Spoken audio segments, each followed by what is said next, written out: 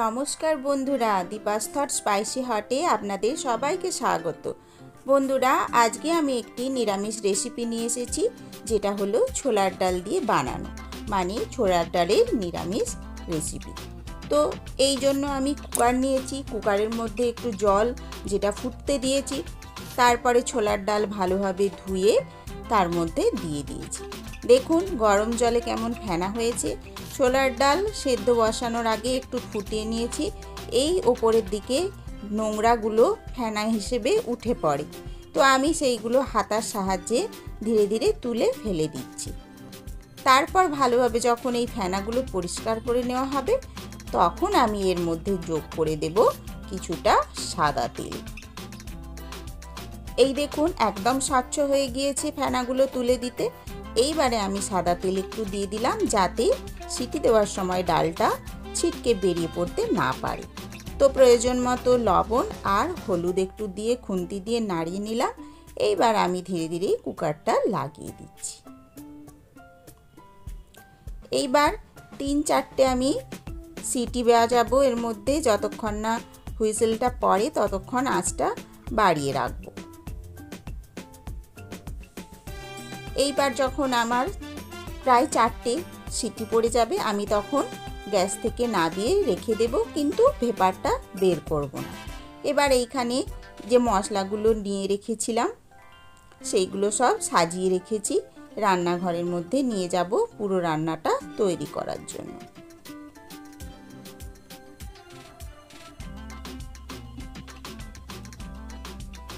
এই সব মশলাগুলো দিয়ে আমি আজকের ছোলার ডালটা বানাবো। কুকারটাকে এই যে নামিয়ে রেখে দিলাম, কিছু সময় এটা সেদ্ধ পুরোপুরি হয়ে যাবে। এইবার মশলাগুলো দারুচিনি, এলাচ, লবঙ্গ, মরিচ, শুকনো লঙ্কা, এইগুলো হচ্ছে গিয়ে আজকের ড্রাই রোস্ট করার মশলা।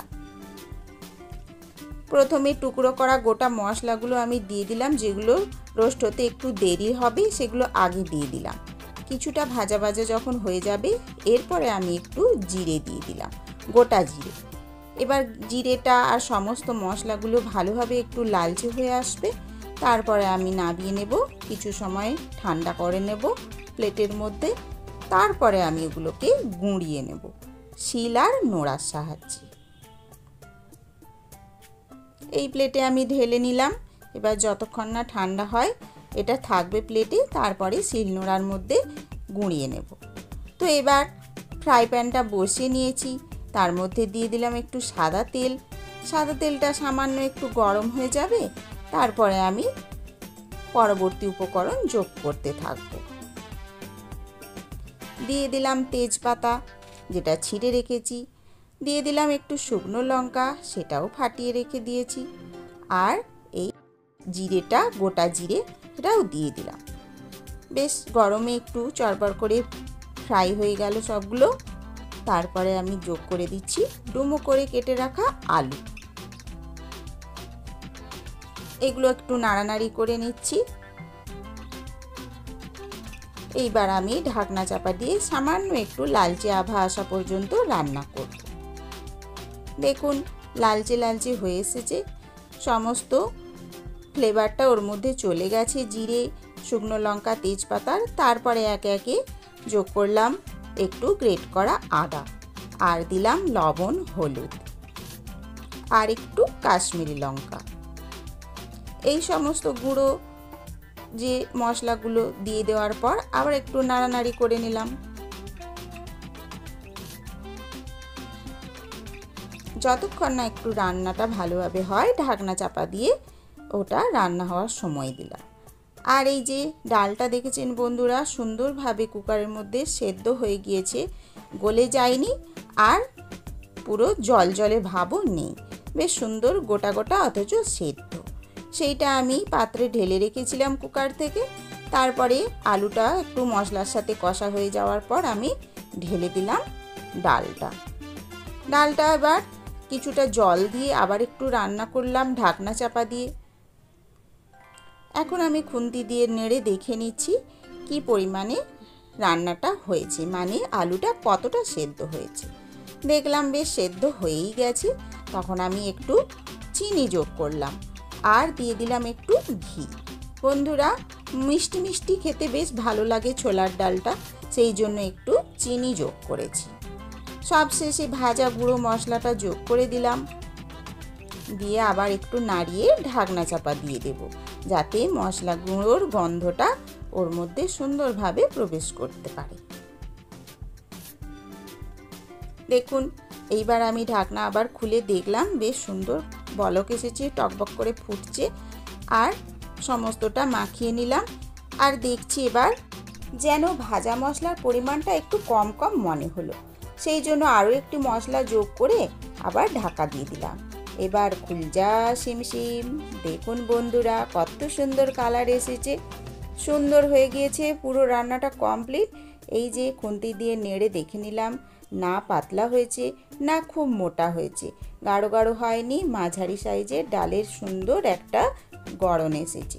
এবার আমি খুন্তি দিয়ে এই আলুগুলো যে রয়েছে ডুমো ডুমো, একটু নেড়ে নেড়ে ঘেটে ঘেটে একটু ঘাটো ঘাটো মাখো মাখো করে দিচ্ছি, তাহলে দেখতে আরও ভালো লাগবে, খেতেও ভালো লাগবে।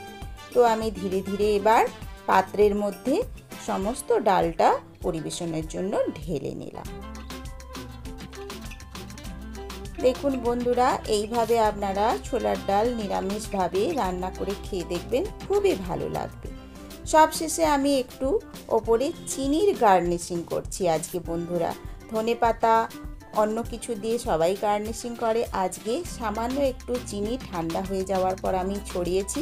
যখন খাওয়া হবে তখন মুখে চিনির দানাগুলো কড়কড় করে যখন লাগবে, একটু আলাদা মাত্রায় মনে হয়, আমার তো ভালো লাগে, সেই জন্য আমি এইভাবে একটু দিলাম।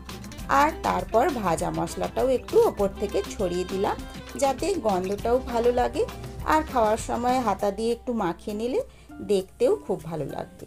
দেখুন, এবার আমি এই অবস্থা এসেছে ওপরটা দেখতে, তো আমি খাওয়ার সময় ভালোভাবে নেড়ে খেটে পরিবেশন করব। আর এই যে পরোটার সঙ্গে আমি আজকে এই ছোলার ডালটা সার্ভ করব, সেই জন্য সেইভাবে নিয়েছি। এই যে সুন্দরভাবে গুছিয়ে নিয়েছি, আর ডালটা এইরকম দেখতে হয়েছে।